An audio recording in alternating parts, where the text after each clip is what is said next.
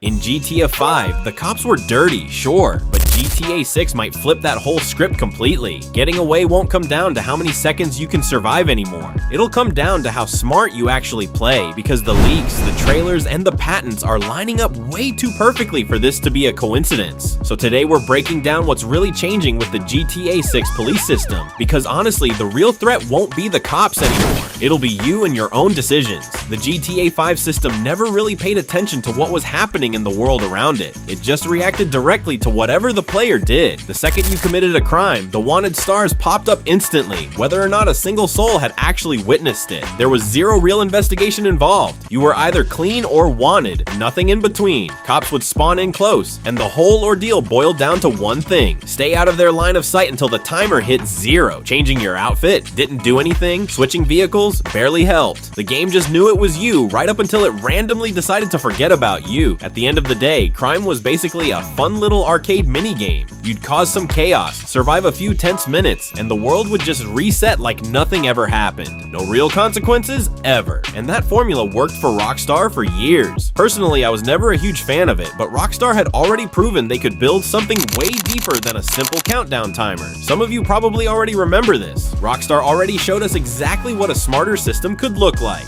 In Red Dead Redemption 2, a crime didn't automatically trigger a chase. There was an actual investigation process behind it. If nobody saw you do it, nothing happened at all. But if someone did see you, they'd have to physically run off and report it to the authorities first. That created a genuine window of opportunity. You could catch the witness before they told anyone, and if you threatened them, they'd get spooked, and the whole system would never even kick in. On top of that, the law could know a crime happened without knowing exactly who was behind it. Wear a mask, and they'd just describe some unknown suspect, and they wouldn't automatically pin it on Arthur Morgan. And bounties were regional too. The world remembered what you did in one specific area, while somewhere else entirely, nobody had a clue who you even were. This system already existed, it was real, and honestly, I'd recommend playing it yourself to really understand what I'm about to get into, because now picture that same logic but dropped into a modern city where literally everyone's got a phone in their pocket recording everything all the time, and that's where the real shift begins. In the trailers, we can see NPCs pulling out their phones to record stuff, and in the 2022 leaks, there were mentions of witnesses and timers happening before the cops even get involved. This hints that a crime might not instantly trigger a pursuit the way it did in GTA 5. Nothing's confirmed about exactly how the final version will play out, but all signs point toward there being an actual warning phase. Someone sees the crime, they tip off the authorities, and then the cops respond based on that info. That tiny gap between the crime happening and the response arriving changes everything, because it brings in something GTA 5 basically never had: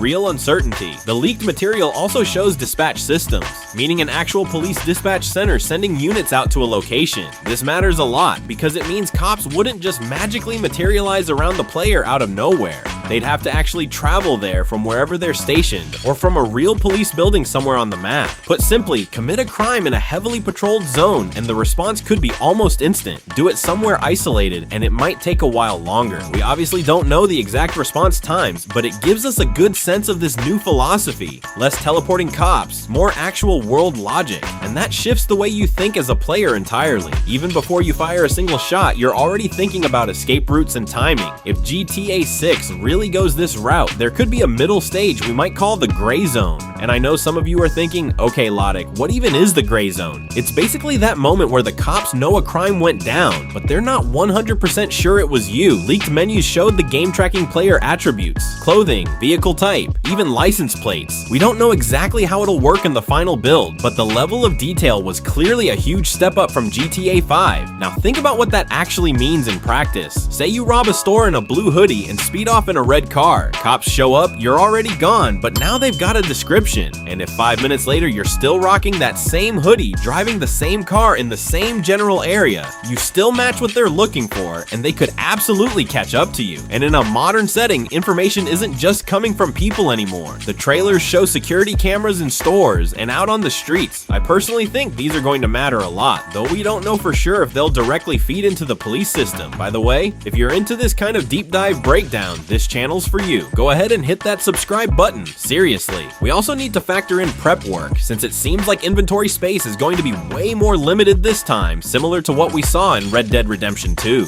No more pulling an entire arsenal out of thin air from your pocket. You'll actually need to prep physically for big scores, using duffel bags to haul cash and gear, keeping your unused weapons stashed in the trunk instead of on your person. This makes crime feel a lot more intentional. You can't just whip out a rocket launcher out of nowhere if you didn't plan for it ahead of time. This system wouldn't just change how the cops find you, it'd also change the role of everyone around you. Leaked gameplay footage showed a crowd control mechanic during robberies, where you'd have to keep NPCs under control so they don't bolt or call the police. This completely changes what civilians mean in this game. They're no longer just background filler. They become an actual part of the police system. It's not just about pulling off the heist anymore. It's about controlling the whole scene around you. The shift wouldn't stop at how you get found. It'd carry into how you get chased too. Take-Two actually filed a patent, this is public info, for advanced navigation, letting NPCs recalculate their routes in real time based on traffic and the environment around them. So instead of patrol cars charging in straight lines or spawning in weird, impossible spots, chases could feel way more natural and grounded in the actual map and what's happening around it. Honestly, that ramps up the tension in a much smarter way than just cranking up cop damage or stamina. The leaks also hinted at the 6-star wanted system making a comeback, though it's not confirmed for the final game. If that's true, the escalation could be insane, starting with regular beat cops and ending with literally the army coming after you. But here's the thing, the real change wouldn't even be technical, it'd be psychological.